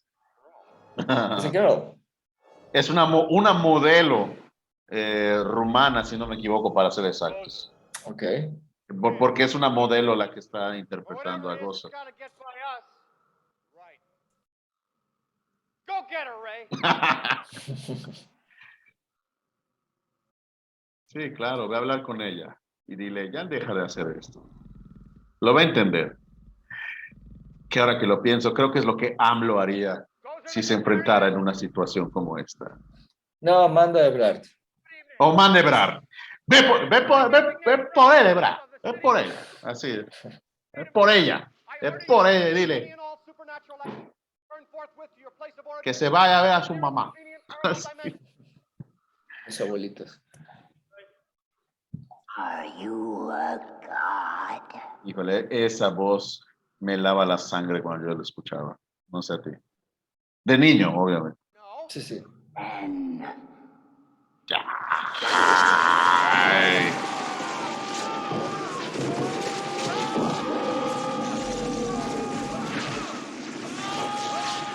Interesante otro dato que durante la producción, como en ese año había muchísimas películas que usaban muchos efectos especiales en producción, todas las compañías de efectos especiales disponibles estaban saturadas de trabajo y no podían trabajar en esta película. Entonces los técnicos tuvieron que crear básicamente su propia empresa de efectos especiales para poder hacer las criaturas y las maquetas y los títeres y todo lo que vemos acá. Entonces, Aquí, bueno, yo creo que aquí este momento es donde por primera vez en la película los vemos a los 4 formados como cazafantasmas. Y yo creo que, me acuerdo que de niño esperaba ver una batalla así campal y terrible, pero bueno, se convierte en otra cosa. Y algo que es difícil no notar en este momento es los tacones. No sé, creo que eso no. sí, sí, totalmente de acuerdo contigo. Eso sí como que ahorita que lo veo me saca un poco de la película, pero bueno, porque Sí, estoy pensando en sus tacones sí, y lo atlética y lo increíble que es el hecho de que pueda hacer todas esas maromas y volteretas y caer de pie con gracia con esos malditos tacones. tacones, sí. Así es. Y bueno, aquí es este momento en el que, And we have the tools. We have para mí, en términos técnicos, no digamos en cuestión del efecto cómico, yo no recuerdo haberme reído por lo que está por ocurrir, sino más bien yo estaba ante el asombro de cómo diablos hicieron Igual eso. yo, igual yo, por supuesto. Eh, y bueno, yo evidentemente yo no tenía antes de esta película ni una referencia sobre la golosina que va a protagonizar el momento de película de desastre. Ajá. Eh, pero sí, no, he visto, creo que ya muchos han visto en Facebook o en cualquier otra red social las fotografías que corresponden al rodaje del efecto, de los efectos del marinerito de Malvavisco. Pero yo creo que, no sé, estamos por ver a ver si todavía aguanta la prueba del tiempo. Vamos a verlo. Que por cierto, a continuación, What do you mean, choose? esta fue la primera vez que escuché el nombre de J. Edgar Hoover. O sea, y nunca, o sea, I get it. ahorita, Very cuando dice, si pensamos en lo que, ahí está, si pensamos en J. Edgar Hoover, okay, so empty your head. yo ni tenía idea de quién sea J. Edgar Hoover, pero dije, debe ser alguien famoso. Hace ver a mi papá Por lo tanto, es un riéndose, a muchos chiste, adultos es un riéndose, chiste. pero... Sí. Y luego, años más adelante, investigué quién era J. Edgar Hoover y me obsesioné con el tema. Como muchas cosas, ¿no? Sí. La cultura popular me introduce en ciertas puertas y yo entro a esas puertas y de ahí ya no salgo. Esa es la historia de mi vida, de manera resumida. I couldn't help it. Él sí pensó en algo. It just popped in there. Y ahí viene. A ver, vamos a ver. Porque no he vuelto a ver esta escena en mucho tiempo. I tried to think. Look! No! It can't be. What is it? It can't be. What did you do, Ray? Oh, shit. Mm. Sí, este es uno de los momentos It's más, the Stay Puft Marshmallow Man. digamos, out there de esta película. Y fuera, fíjate, fuera de contexto, si esta escena ocurriera ya ni siquiera al principio de la película, a la mitad, creo que no funcionaría. Pero como previo a todo esto, hemos visto tantas cosas que ocurren. Cuando llega esto, a mí no me parece absurdo. O sea, es absurdo, pero no, pero de alguna manera o sea, lo puedo aceptar. ¿Sí me explico? Ok, de acuerdo, te lo compro. Es un malvavisco gigante. Ok, bye. O sea, no suena, dentro del contexto de todo lo demás que ha pasado previamente, no lo siento descabellado. No sé qué opinas usted. Tú. What have you got left? Sorry, Beckman. Y esos diálogos.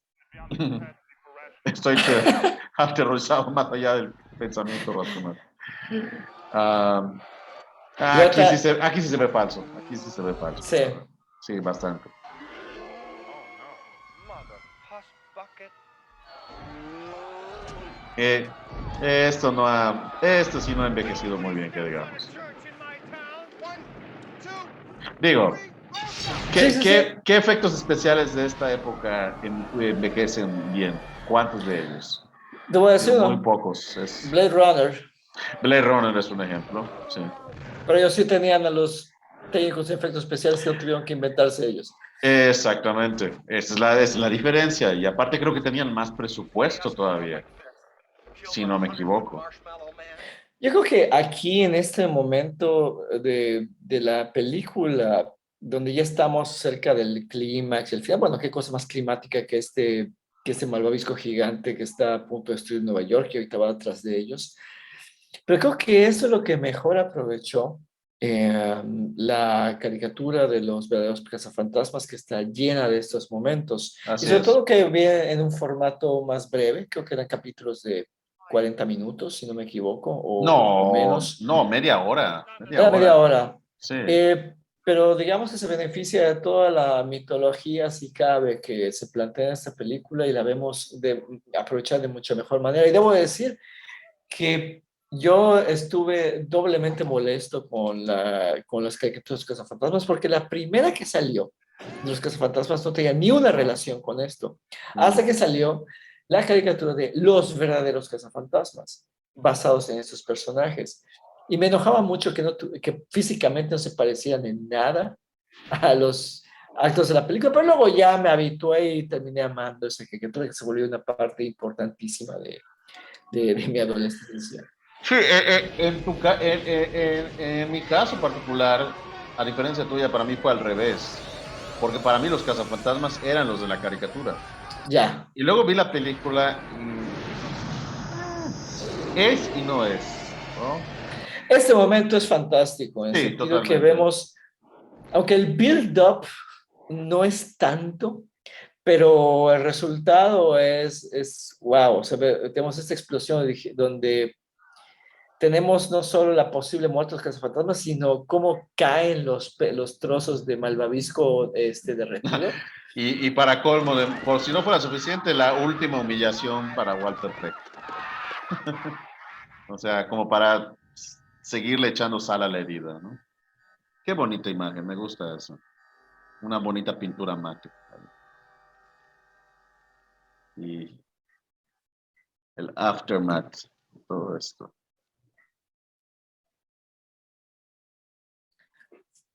Yo me preguntaba, sí habrán hecho, parece que lo hicieron con crema de afeitar, no sé con qué habrán ¿Verdad que hecho sí? esa. ¿Verdad Sí. que sí? Sí, eso parece crema de afeitar o en todo caso crema de café o algo así. No de café, crema de frappé, de eso que Ya, le ponen top cream, al top pana, cream. su pana. Exactamente, su pana. Oh, Eh, God. yo te digo, esta película You all right? I'm all right. You all right? fue, You okay? Fine. fue un experimento que pudo no haber funcionado y funcionó. Yo sé, creo que fue sumamente sorpresivo y sobre todo algo que creo que no se ha visto, bueno, yo no lo he visto desde hace, puedo decirlo, décadas. Ver, por ejemplo, no solo para esta película en su momento, sino cuando vino una muy terrible y muy fallida secuela, años después. Yo no diría que es terrible, pero bueno. Bueno, yo tengo muy buenos recuerdos de esa película. Para mí fue muy decepcionante, pero bueno, eso ya sería tema de otra conversación.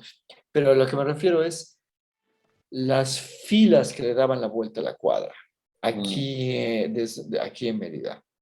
Es algo que hace mucho tiempo no veo y hasta debo decir que tengo cierta nostalgia al respecto. Creo que la última vez que hubo un casi amotinamiento para entrar a un cine en el que yo ya he estado fue para el estreno del episodio 3 de Star Wars en Plaza Fiesta. Te creo, Fuera, te creo. pero fuera de ello no había visto algo como esto. Y bueno, ya aquí tenemos este final que pues es mm, digo, hace total sentido con el tono de la película. No podíamos esperar una cuestión sumamente trágica o terrible. Eh, pero digo, yo creo que es un final, si me preguntas, un poco demasiado largo. Sí, porque yo lo siento muy breve, ¿eh? Pues no sé, tal vez el espacio para la comedia y realmente para algunos chistes que cuenta Rick Moranis y sobre todo creo que lo primero que les pregunta quiénes ve. Primero, ¿quiénes son y quiénes hacen sus impuestos? ¿Quiénes hacen? Sí, I know. sí, tienes razón, es muy rápido porque de aquí ya nos vamos a los créditos, ¿no? Y, lo único que falta es que Ernie Hudson diga I love this town y otra vez cue a Ray Parker Jr. para ya cerrar. Ahí está.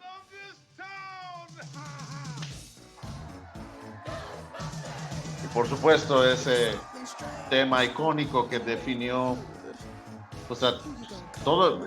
Yo creo que el tema de los cazafantasmas, tal vez no tan irritante, pero fue el equivalente a My Heart Will Go On de Celine Dion. O sea, el tema que escuchabas en todos Diario. lados, De hecho, a donde quiera que fueras, no importa dónde estuvieras, esa maldita canción te seguía.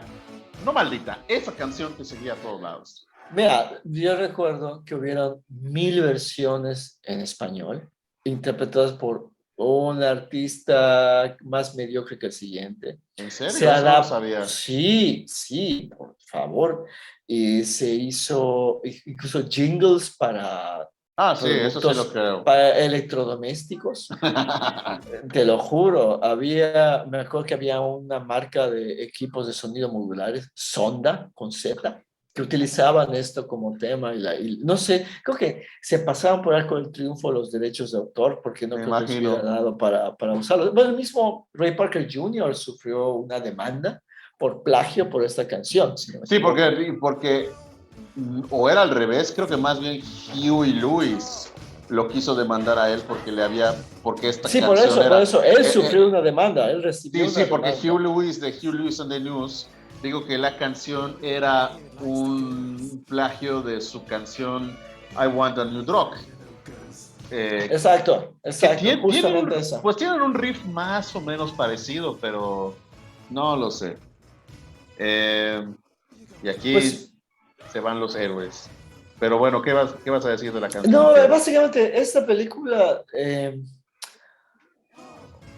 uno puede preguntarse y hacerse muchas hipótesis de cuál es el elemento o los elementos que la han hecho tan duradera y tan significativa culturalmente, a tal grado de ver una secuela directa. En nuestro programa Los Ojos de la Bestia, yo me confundí, había dicho que era un reboot, pero no, es una secuela directa a Ghostbusters 2. Olvidaba ese detallito que Pegajoso se iba contra la cámara. Y no sé, yo creo que, mira, te puedo decir que generaciones nuevas, como una de mis sobrinas, ama esta película. Una de mis ¿Te sobrinas de refieres a 10 la que años. te refieres a la que acaba de estrenarse? No, no, no, a esta. Esta, la original. Sí, la ama. Y igual, y amó en igual medida la protagonizada por Tina Fey y la versión de 2016. De hecho, Mark Kermode, en uno de sus programas más recientes, dice que la vio, que volvió a ver la versión de 2016 y que le pareció así, ok, está ok, no es ni especialmente mala, ni es especialmente buena, es lo que es. Y se vio, pues, es difícil ver esa película sin tener en cuenta la discusión que hubo alrededor de la misma, a la cual quienes le atribuyen su fracaso a que, pues como quisieron hacerla, que es que feminista y que no le salió, Pero es que ni siquiera es o feminista no, realmente. no, no, no, o sea, por eso, pero muchos de los argumentos espurios, hay que decirlo, que acusaban la película de 2016 de wokeista o lo que sea. O sea, es un argumento espurio. Simplemente Claro, quiso hacer una cosa que simplemente no funcionó. En el afán de renovar la marca de Ghostbusters y posiblemente hacer algo distinto, fue algo que no funcionó. Digamos que eso bien pudo haber pasado con esta misma, pero bueno, la yo, historia yo, es otra. yo creo que la versión del 2016, el mayor problema que tengo con ella es que siento que ni siquiera intentó hacer eso. O sea, siento que no intentó hacer nada en particular. Mi problema con ella, más que una película mala, siento que es una película mediocre. Ok. O sea, porque realmente no hace un verdadero esfuerzo por aprovechar los personajes que tiene y la situación que establece. Y además, y yo creo que es una película que si va a ser recordada posteriormente, será únicamente por toda esta discusión que hubo alrededor de ella. Porque fuera de eso, realmente no tiene nada destacable. Y es una lástima porque, y aquí te corrijo amablemente, yo adoro a Kristen Wiig. Me encanta que Kristen Wiig, porque dijiste que era Tina Fey, no es Tina Ya, Fey, Kristen Wiig, tienes razón, Kristen Wiig, Kristen tienes Wiig, razón. Por alguna razón perdón, las confundo. Magic la interpreta Mick Nick Smiley. Smiley. Dios sepa quién es. Pero te digo, o sea, yo creo que Cazafantasmas era para una vez. Yo creo que fue un experimento afortunado y creo que realmente no es una película que se dé realmente para secuelas. Yo creo que fue algo muy especial. Debieron haberse contentado con ello y debieron haberlo dejado solo. Digo debieron porque sabemos que no lo van a hacer. Si ven dinero, pues van a querer seguirle sacando más. Pero, Sí, pero siento que, o sea, te digo, es haber logrado capturar un rayo en una botella y volver a intentarlo hacer, pues no es lo mismo, no es lo mismo. Muy difícil, por no decir imposible, recapturar eso, porque fue algo que se dio tan natural, de manera tan orgánica, tan espontánea y no sé, yo creo que debe ser apreciado y recordado por eso, como algo que ocurre una vez en la vida. Once in a Oye, lifetime, si queremos verlo. Sí. oye, Manuel, ¿has visto No, la reciente no la he Afterlife? visto, no la he visto, no. ¿Está en cines? Porque ni me he fijado si Sí, está sí en está en cines aquí. cines. Ok. Sí está en cines, sí está en ¿Qué has cines, pero escuchado? ¿Qué has escuchado? ¿Ha gustado? ¿No ha gustado? ahorita Porque que yo estoy terminen al tanto. ahorita que terminen de rodar los créditos, te comento. Órale, órale.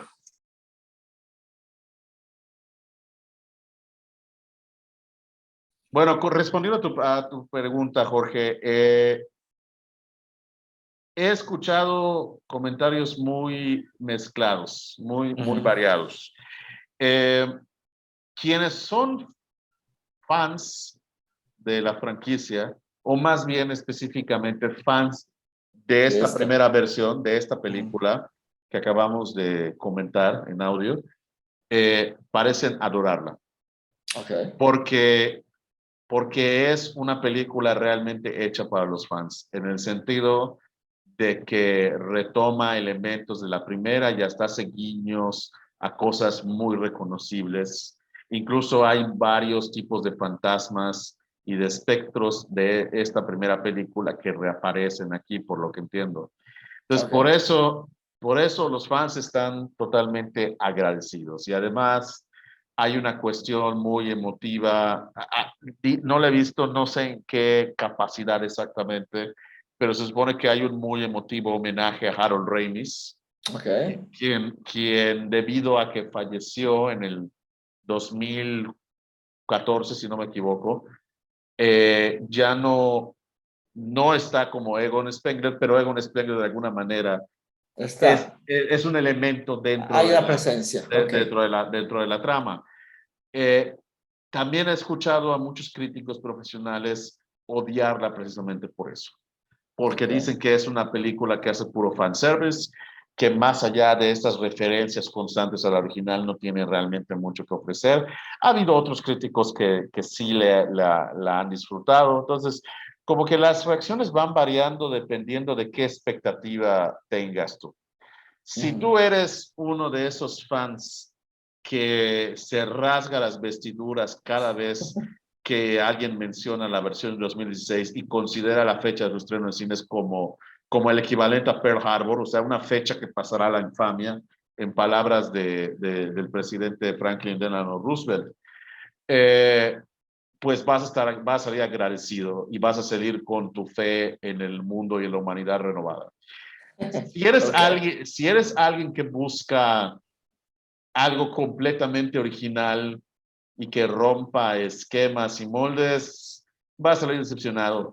Y si eres alguien, creo que como tú, como yo, que somos capaces de ver una película como esta, disfrutarla como lo que es, pero con expectativas razonables y ya no necesariamente con el mismo apego emocional que solíamos tenerle de niños, sino Ujú. ya con una visión, digamos, más crítica y, perdón por usar la palabra, pero más madura en ese sentido, Ujú. psicológica y emocionalmente hablando, pues igual y pudiera ser que la vayamos a disfrutar y tan sin mayor problema. Eh, yo creo que es una lástima que ahora algo que se supone que debería ser divertido y disfrazarse de una manera, no quiero decir inocente, pero muy simple, con el paso del tiempo se haya convertido en, no sé si en un culto o en una religión o en un dogma. O sea, algo de que no basta con que te guste, lo disfrutes, tienes que defenderlo como si fuera tu escudo familiar.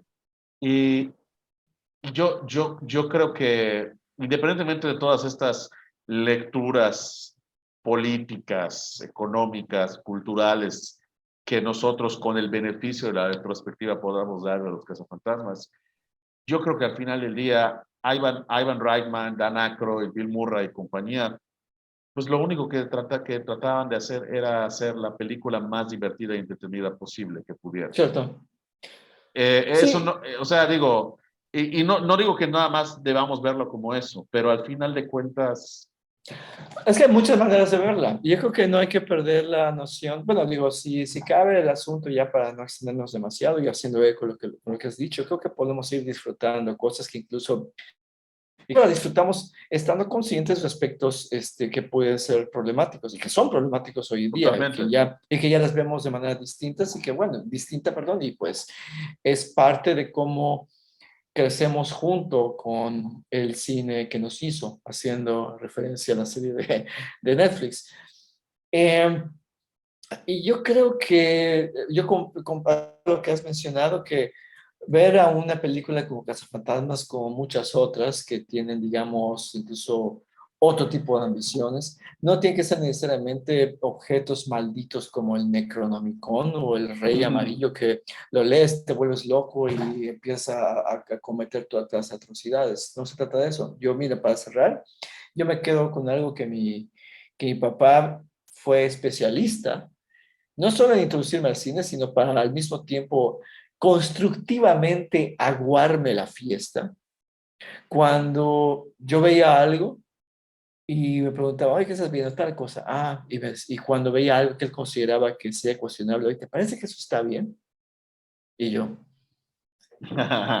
o sea, coño, pero gracias a eso, creo que aprendí hasta cierto punto, no es que yo diga que vaya, que puedo compartimentalizar todo. Creo que puedo aprender a desarrollar una distancia entre lo que veo y lo que disfruto, incluso reconocer cuando, joder, esta cosa que veo y que escucho, éticamente es terrible en algunos aspectos, pero bueno, es lo que es y ya. Pero bueno, espero que, y estoy seguro que siempre va a haber espacio para comentar objetos culturales como cazafantasmas Por supuesto. en todas las dimensiones posibles, incluso que puede ser una experiencia sumamente divertida y que puede apelar la atención a no solo a la nostalgia a la que pueda hacer referencia, sino a nuevas generaciones. Incluso valoremos tanto unos años después Ghostbusters Afterlife o qué sé yo. Pues sí, yo creo que ese es el punto y ciertamente sí es divertido. No sé tú, pero yo la pasé muy bien con este audio comentario. Y una vez más, por favor, en la sección de comentarios Si llegaron de, hasta acá, por favor, de este canal, ¿qué pasó? si llegaron hasta este Si momento, llegaron por favor, hasta este momento, claro que sí. Déjenos, por favor, sus comentarios. Díganos qué otra película les gustaría que comentáramos en vivo. Y por favor, chequen también Indexal, ¿ok? por favor, aunque no hemos publicado nada, Pero estén pendientes pero ya vendrán cosas, ya vendrán cosas. y sigan también sintonizándonos los viernes a las 8:35 en el programa de Los Ojos de la Bestia a través de tanto de la señal de Radio Universidad 103.9 FM como el Facebook homónimo de Los Ojos de la Bestia y de Hinowari. Por lo pronto, yo me despido. Soy Manuel Escofié. Yo soy Jorge Cortázar. Y cambio y fuera. Cambio y fuera, chicos.